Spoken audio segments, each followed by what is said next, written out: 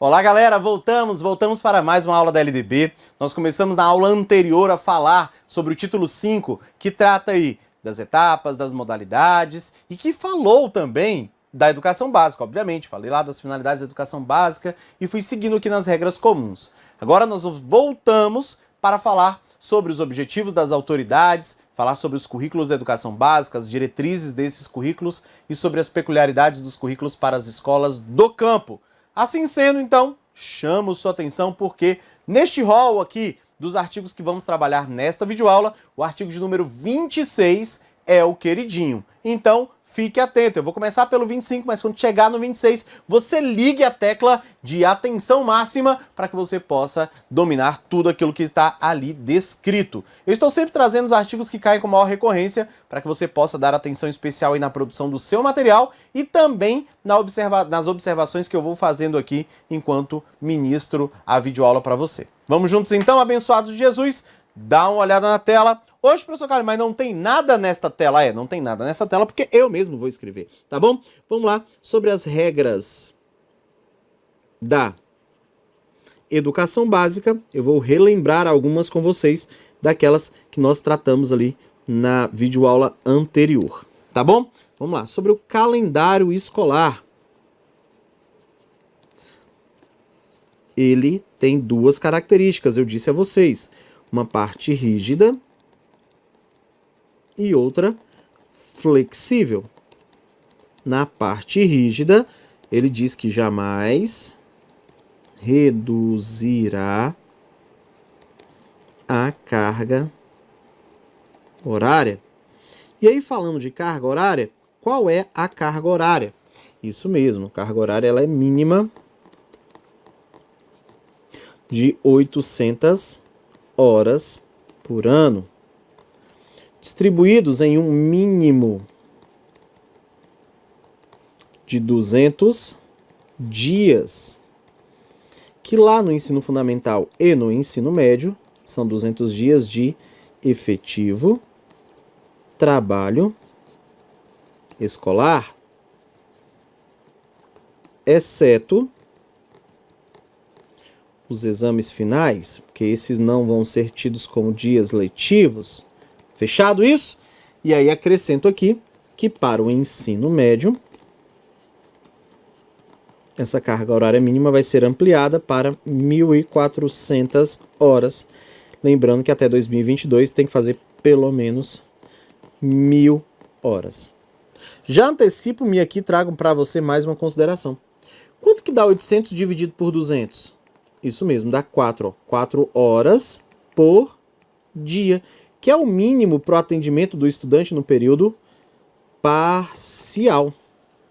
E se você entender que 1.400 também vão se dividir por 200, eu vou ter 7 horas por dia, que é o mínimo para o período integral. E em 2022, professor Carlinhos, quanto é que tem que estar fazendo? 1.000, né? 1.000 dividido por 200 dá 5 horas por dia. É o mínimo que nós vamos ter que ter lá no ensino médio. Beleza? Então, só para você não se perder, você já tem mais uma informação importante. E quando é que o nosso calendário é flexível? Ele é flexível para se adequar às especificidades. Essa é característica do nosso calendário. Então, um tópico importante lá das regras, relembrando, outra regra é a regrinha da classificação. E você que estava com a gente viu aí que existem 3 formas, que é por promoção, por transferência e independente de escolarização anterior. Aí nessa perspectiva, qual a diferença entre elas? Por promoção, mesma escola. Por transferência, escola distinta. E aqui dentro da transferência mora a ideia de eu ainda posso o quê? Fazer uma reclassificação com base no currículo. Independente de escolarização anterior, eu faço uma avaliação que é feita na própria escola. Beleza? Matamos aqui alguns dos tópicos. A gente falou também Deixa eu voltar aqui para o vermelho. A gente falou também da avaliação, que a avaliação é um bicho papão. A gente falou disso, não falou? Falamos sim, professor Carlinhos. Bicho papão pela avaliação contínua e cumulativa, a possibilidade de avanço nos cursos e séries, falamos de tudo isso. Falamos da progressão parcial, essa possibilidade que existe para os sistemas de ensino que adotam a seriação. Falamos ainda de classe com alunos de séries distintas. Classe com alunos de séries distintas. Todas essas são regras básicas aí da educação básica tidas para o ensino fundamental e para o ensino médio, dispostas especialmente no artigo 23 e no artigo de número 24. Por isso fui eu revisando aqui com vocês para a gente não ter nenhuma dúvida. Tranquilo aí, a sua aprendizagem está consolidada. Podemos seguir em frente para jovem ser feliz. Se agora podemos seguir em frente, então eu já estou tranquilo. Faltou só uma coisinha, que é a frequência. A gente falou da frequência e não relembrei de contar aqui, né? Então existem dois cálculos de frequência, do ensino fundamental e do ensino médio, e a frequência da pré-escola. Do ensino fundamental e médio é mínima de 70%, e é para aprovação. E na pré-escola é mínima de 60%, beleza? E não é para aprovação, já que não há reprovação na educação infantil. Galera, errei aqui, desculpa, não é 70%, na verdade é 75%. É essa disposição que a gente tem lá no artigo 24, tá bom? 75% de aprovação para o ensino fundamental e médio e 60% para a pré-escola. Aí essa aqui da pré-escola não está no artigo 24, essa aqui está no artigo de número 31.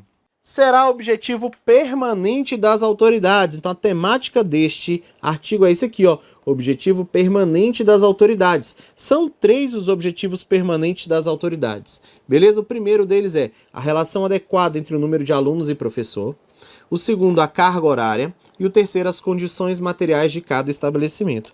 Vamos entender um pouquinho disso aqui. Em 1996, gente, quando se institui a LDB, as nossas escolas eram muito cheias.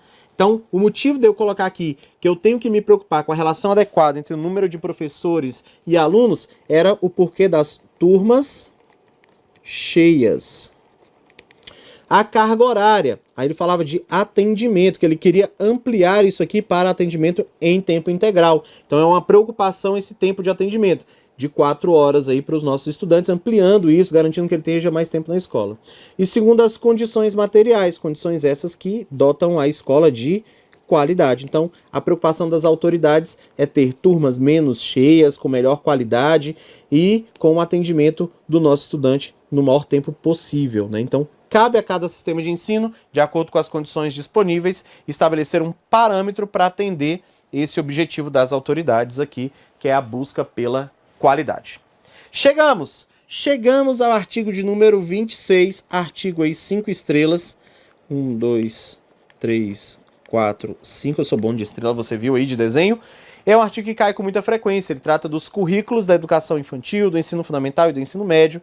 E ele lembra que o currículo ele vai ter 2 partes indissociáveis entre si. Uma base comum a ser complementada em cada sistema de ensino por uma parte diversificada. Ele disse, ó, a base comum está aqui e vai ser complementada por uma parte diversificada. A base comum, como todos vocês sabem, ela advém hoje de um documento, da Base Nacional Comum Curricular. E a parte, por que eu botei um A? É D, né? E a parte diversificada, professor Carlinhos, de onde é que vem isso? Essa aqui vem das especificidades locais. Cada sistema de ensino e cada escola vai cuidar disso aqui para garantir significância ao currículo de cada estado, de cada cidade, que possui suas peculiaridades. Beleza? Então, fiquem tranquilos. Vamos agora conversar sobre currículo. Vamos lá. O currículo obrigatoriamente vai ter estudos de algumas áreas. Então, ó, obrigatoriamente vai ter estudo de língua portuguesa e de matemática, do conhecimento do mundo físico e natural, da realidade social e política, especialmente do Brasil. Então aqui ele traz para a gente o que nós chamamos das disciplinas obrigatórias. que sempre vão estar dentro do currículo. Você conseguiu vê-las? Ó, português, matemática, ciências naturais, geografia, história, são questões que estão ligadas aqui a essas disciplinas obrigatórias, a formação obrigatória do nosso estudante. E aí ele vai trazendo peculiaridades, olha só, o ensino de artes, aí ele vai incluir artes como também componente curricular obrigatório. Disciplina da aula é igual componente, tá bom? Mesma coisa, componente curricular. É a mesma coisa. Então, artes também é obrigatório, professor Carlinhos? Sim, artes também é obrigatório. E aí, só para te lembrar, artes tem linguagens, que mais embaixo nesse artigo vão aparecer. Quais são? O teatro, a música, a dança e as artes visuais. Beleza? Então, olha aí, a arte é componente obrigatório, ela vai estar ligada ao desenvolvimento cultural dos nossos alunos, então muito cuidado, lembrem-se disso. Outro componente curricular obrigatório é a educação física, olha aqui, ó, componente curricular obrigatório da educação básica. Mas aí ele traz uma peculiaridade, que a prática pode ser facultativa ao aluno. A parte teórica não, essa é obrigatória, ninguém vai poder abrir mão. Mas a prática da educação física, aí algumas pessoas podem sim abrir mão, não há nenhum problema, eles podem abrir mão. Quem é que pode abrir mão? Ó, gente, quem trabalha mais de 6 horas, 6 ou mais horas. Quem tem mais de 30 anos. Quem está prestando serviço militar inicial ou situação similar, que é obrigado à prática de educação física. Os amparados pelo Decreto-Lei 1044, que são doenças graves, tá bom? E quem tem prole. Todos esses, vou colocar aqui doença grave, todos esses estão dispensados aí da prática, caso queiram. Então é facultativa a prática a esses estudantes. Seguindo em frente, quando se tratar de história do Brasil, que é a ênfase do ensino do nosso país, a história do nosso país, eu vou lembrar da origem do Brasil. E a origem, a gente vai resgatar 3 origens aqui. As etnias e cultura que nos formaram. Quem são? Quem já estava aqui? Os indígenas. Quem chegou aqui para nos colonizar? Os portugueses, os espanhóis, os europeus. E quem veio para cá obrigado a trabalhar de maneira escravizada? Os africanos. Então, a gente precisa lembrar da nossa origem africana, europeia e indígena e estudar as matrizes de formação do nosso povo, já que somos um povo pluriétnico e multicultural. Aí eu quero lembrar, professor Carlinhos, de como é que eu vou gravar isso aqui. Então lembra-se do professor Carlinhos, veja só, esses olhos verdes são europeus, da minha origem europeia, este narizinho afilado aqui, ó, de origem africana e estes lábios carnudos indígenas. É só lembrar do professor Carlinhos que vai dar tudo certo, mas vamos parar por aqui porque se baixar mais pode ter coisa asiática e a gente não vai falar sobre isso. Vamos continuar, tem mais características aí, ó. No currículo do ensino fundamental, a partir do 6º ano, qual vai ser a língua que vai ser trabalhada? A língua inglesa. Isso não era assim, gente. A comunidade tinha o direito de escolha da língua que queria trabalhar. Mas agora não. Obrigatoriamente, a língua a ser trabalhada é o inglês. A partir do 6º ano do ensino fundamental, isso vai se prolongar também por todo o ensino médio. Lembrando das linguagens que a gente falou, da linguagem do ensino de artes. Olha elas aqui, ó. Artes visuais, a dança, a música e o teatro.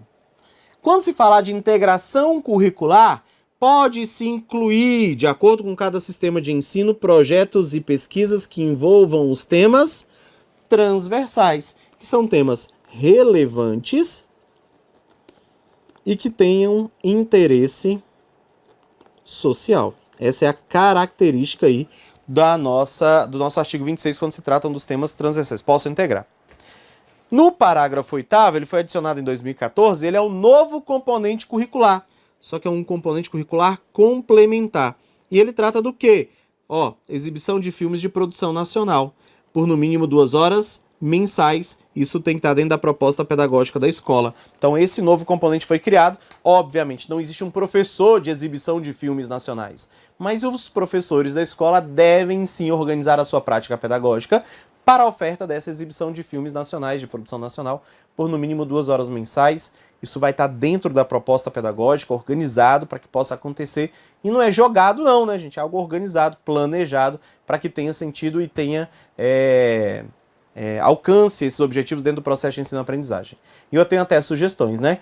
Por exemplo, passar Tropa de Elite para os meninos da educação infantil para ver se eles ficam um pouco mais tranquilos durante a sua rotina. Brincadeiras à parte, temos muito bons filmes aqui da produção nacional que podem ajudar a gente na nossa sala de aula. Vamos lá, vamos continuar a conversa ainda sobre o artigo 26, que diz o seguinte. Essa alteração de 2021, tá, gente? Essa alteração é bem atual. Conteúdos relativos aos direitos humanos e à prevenção de todas as formas de violência contra a criança, o adolescente e o que foi incluído, a mulher, serão incluídos estes como temas transversais. Então, ó, tema transversal também aqui. Um tema transversal, direitos humanos e prevenção da violência contra a criança, adolescente e a mulher. Isso é tema transversal nos currículos de toda a educação básica, observadas as diretrizes que orientam os nossos currículos e também a legislação correspondente, que deve ter material didático aí adequado para cada nível de ensino, para que os nossos alunos possam ter atendido este objetivo. Tranquilo? Vamos à próxima, para jovem ser feliz. Vamos lá. A educação alimentar e nutricional é outro tema transversal. Nosso país vem sofrendo, né, com altos graus de obesidade, então este tema virou também tema a ser incluído nos currículos da educação básica, a educação alimentar e nutricional, para evitar que chegamos a um colapso aí, né, com problemas de saúde dentro da do nosso país. Quero incluir novo componente curricular, vou inventar uma nova disciplina. Por exemplo, cogitou-se aí voltar, à verdade, né, uma disciplina que tratasse dos símbolos nacionais, da honra à nação, coisas ligadas à educação moral e cívica. Carlinhos, posso retomar essa disciplina?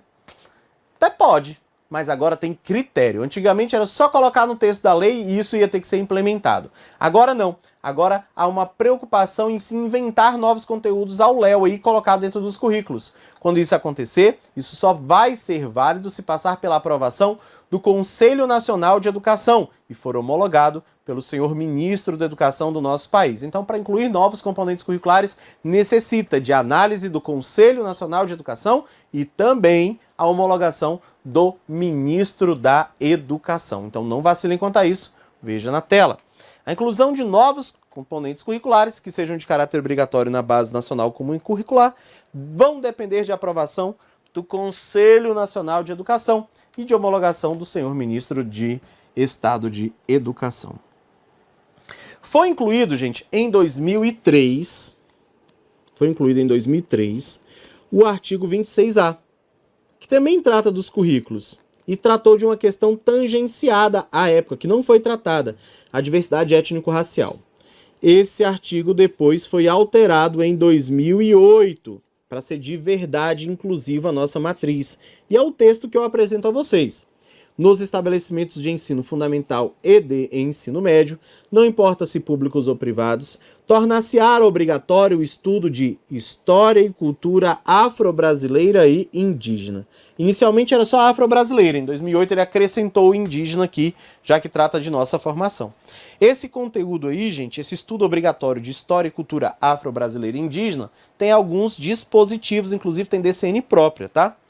O currículo programático deste artigo vai incluir aspectos da história e da cultura que caracterizam a formação do povo brasileiro, desses dois grupos étnicos. Então, vou ter que estudar a história da África e dos africanos, a luta dos negros e dos povos indígenas no Brasil, a cultura negra e indígena brasileira, o negro e o índio na formação da sociedade nacional. Esses são os tópicos que devem ser trabalhados neste conteúdo, resgatando assim as contribuições dadas por negros e índios nas áreas sociais, econômicas e políticas que pertencem à história do nosso país. O que mais cai está aqui no parágrafo 2º. Os conteúdos referentes à história e cultura afro-brasileira e dos povos indígenas vão ser trabalhados no âmbito de todo o currículo escolar. Obviamente, todas as disciplinas devem trabalhar este assunto, mas especialmente 3. A educação artística, o ensino da literatura e a história do Brasil. Essas são as áreas que especialmente vão atuar frente aí a esse conteúdo obrigatório. Chegamos então ao artigo 27, que trata das diretrizes para a constituição dos conteúdos curriculares da educação básica. E são 4 elas, ó. Difusão de valores fundamentais aos interesses sociais, direitos e deveres do cidadão, respeito ao bem comum e à ordem democrática. Devo considerar as condições de escolaridade dos alunos em cada escola, então por isso cada escola deve construir o seu próprio currículo. O currículo deve ser orientado para o trabalho e trazer com que os alunos entendam que essa ideia de trabalho busca a autonomia.